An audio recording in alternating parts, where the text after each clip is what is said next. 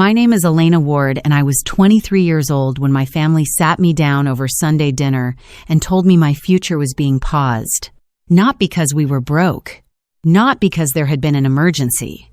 Not because I had failed out, lost focus, or stopped wanting the nursing degree I was 2 semesters away from finishing. They told me my education was over because I refused to apologize to my older brother for something I did not do. It happened at the dining table in the house where I had grown up. My mother had made roast chicken, mashed potatoes, and green beans with almonds, the way she always did when she wanted the room to feel normal before someone ruined it. My father sat at the head of the table, cutting his food slowly, too slowly, with that deliberate calm he used when he had already decided what everyone else should feel. My brother Nathan sat across from me. He was 26, dressed in a pressed gray sweater, arms folded, jaw tight, eyes locked on his plate. He had barely looked at me in 3 weeks. 3 weeks earlier, Nathan had been passed over for a promotion at the engineering firm where he worked. Somehow, in his version of events, that had become my fault. There had been a family cookout.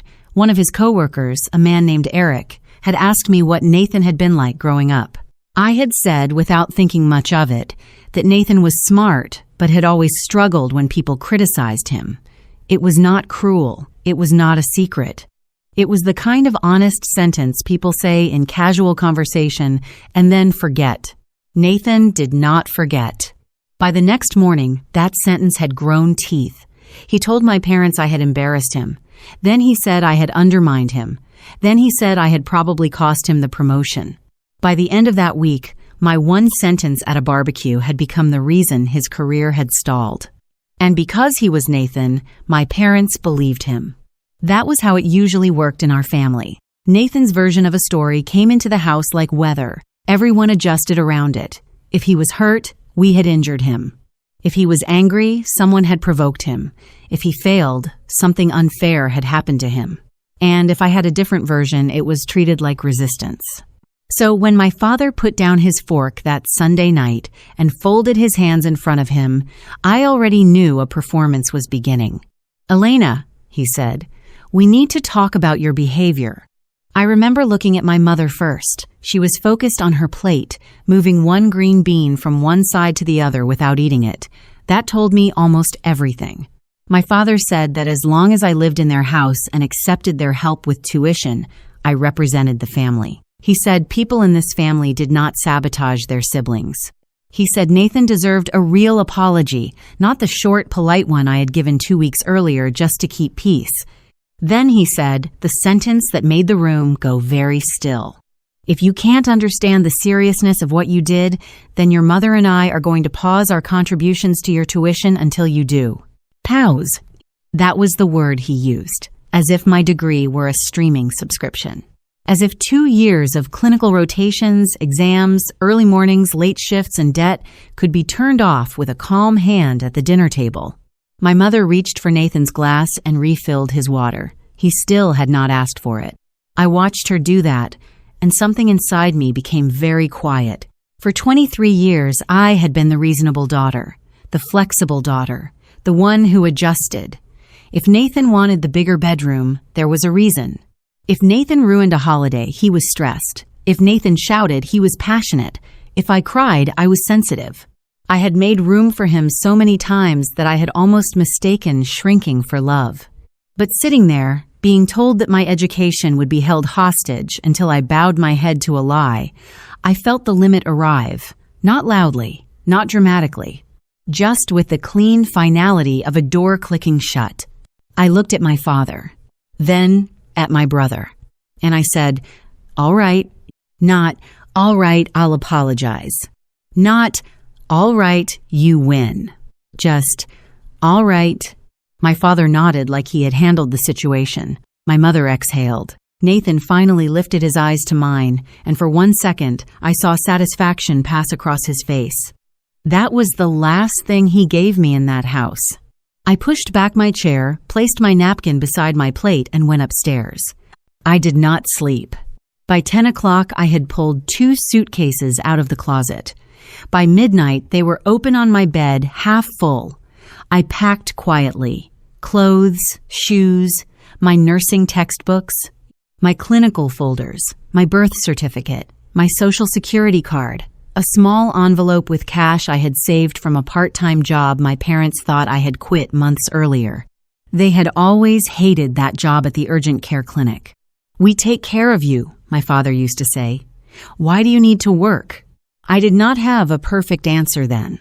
At 2 a.m, I understood that job had been a rope someone had thrown me before I knew I was drowning. I also packed a small wooden box my grandmother had left me. Inside was her ring, a savings passbook, and a photograph of her at 21, standing beside a hospital bed in her nursing whites. She had wanted to be a nurse, too, before marriage and children and duty had swallowed the rest of her plans. At 12:38 a.m., I texted my friend Mira. "Are you awake?" She answered almost immediately. "Yes. What happened?" I asked if her spare room was still available. She did not ask me to explain. She just wrote, "I'll leave the key under the blue planter." By 4 a.m, my car was loaded. I sat in the driveway with both hands on the steering wheel and looked at the house through the windshield. The porch light was still on. The maple tree my mother loved leaned over the front walk. The basketball hoop Nathan had begged for when he was 14 still stood by the garage, even though he had used it for maybe one summer. I waited for grief to hit me. It did not. What I felt was clarity. Cold, terrifying clarity. Then I drove away. Mira's apartment was across town, above a bakery that made the whole hallway smell like sugar and yeast by sunrise. I slept for 4 hours on her pull-out couch, woke up with a stiff neck, made coffee in a chipped mug, and opened my laptop. I searched emergency tuition grants, nursing student hardship funds, payment plans, last semester aid, private scholarships with rolling deadlines, anything that might keep me enrolled. There were more options than I expected. Not enough to make it easy, but enough to make impossible feel slightly less final. My phone started ringing around 8. Mom. Then Dad. Then Mom again. I let every call go to voicemail. I was halfway through an emergency financial aid form when Nathan texted me at 8:41 a.m. "Please tell me you didn't." 4 words. No explanation. No accusation. Just panic. I stared at the screen for a long moment. Then my phone rang again. This time it was my father. I almost ignored it. But something about Nathan's message had changed the air around me. So I answered. My father did not sound angry. He did not sound controlled. He sounded like someone who had walked into a room and found the floor missing. "Elena," he said, "what did you send?" I looked across the table at Mira. She lowered her book without saying a word. "What are you talking about?" I asked. "What did you send?" he repeated. "Nathan is saying he thinks you sent something." "I didn't send anything." There was silence. "I packed my things," I said. "I left. I'm safe. That's all I did." Another silence. Longer this time. Then my father said, "I need to call you back." And he hung up. I sat there with my coffee going cold and my phone face up on the table. Mira placed a piece of toast in front of me, like we were discussing the weather. I loved her for not filling the room with questions. Because the truth was, I had no answers. I had not contacted anyone at Nathan's company. I had not emailed HR. I had not called Eric. I had not posted anything, forwarded anything, or threatened anyone. I had only left. Whatever Nathan thought I had done existed completely inside his own fear. And that fear, it turned out, was carrying more truth than anything he had told us. 40 minutes later, my mother called. This time, I answered right away. She was crying. Not the polished kind of crying she used when she wanted people to soften around her. This was ugly and breathless and real. For a moment, I almost did not recognize her. She told me that after my father got off the phone with me, he had gone downstairs to Nathan. He had told him I had not sent anything. He expected Nathan to be relieved. Nathan was not relieved. He looked worse. And that, my mother said, was the first time my father asked the question he should have asked 3 weeks earlier. "What exactly are you afraid she sent?" Nathan tried to brush it off at first. Then he got defensive. Then he got angry. But my father, maybe for the first time in my life, did not rush in to protect him from discomfort. He asked again. And Nathan broke. Not all at once. People like Nathan rarely confess in one clean sentence. The truth came out in pieces, dragged behind excuses, surrounded by blame. The promotion had nothing to do with me. Nothing. He had not been passed over because I said he struggled with criticism. He had been passed over because 2 junior engineers at his firm had filed a formal complaint against him. They said he had taken credit for their work on 3 separate projects. They said he spoke to them in ways that made the department hostile. They had emails, timestamps, shared files, meeting notes, HR records. It was documented. And instead of coming home and admitting that, Nathan had built a cleaner story. A story where his little sister had ruined him with one careless sentence. A story where he was wronged, not exposed. And my parents had believed it because believing Nathan had always been easier than questioning him. My mother cried harder when she said that part. I didn't know, she told me. I believed her. But I also knew that not knowing had taken practice. There were signs my mother had trained herself not to see. Gaps she had learned not to question. Moments where the truth had probably brushed right against her and she had turned away because turning away kept the family peaceful. I did not say that to her. Not then. She told me my father was sitting downstairs in the living room and had not spoken for 20 minutes. Nathan had locked himself in his bedroom. The house, she said, felt strange. I looked around Mira's small kitchen. The scratched table. The cracked tile. My open laptop. My half-finished grant application.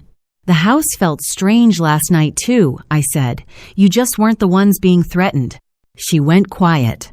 I did not say it cruelly. I said it because it was true. Then I told her I needed time. I told her I was not coming back that day, or that week, and maybe not ever in the way she expected. I told her that what happened at dinner was not a misunderstanding. My education had been used as a weapon. My future had been made conditional on obedience. Even if Nathan had told the truth, it still would have been wrong. And now that everyone knew he had lied, I needed space to decide what kind of relationship I could have with people who had been so ready to make me smaller for his comfort. My mother whispered, I understand. I think she meant it. But understanding did not undo anything. The next few weeks were not cinematic. There was no dramatic courtroom, no perfect revenge, no moment where Nathan lost everything while I stood in soft lighting looking powerful. Real life was harder and less glamorous than that. I filled out forms until my eyes burned. I met with financial aid. I picked up extra shifts at the urgent care clinic and learned how to study anatomy flashcards during 10-minute breaks. I slept in Mira's spare room under a quilt that smelled like lavender detergent and tried not to panic every time I checked my bank balance.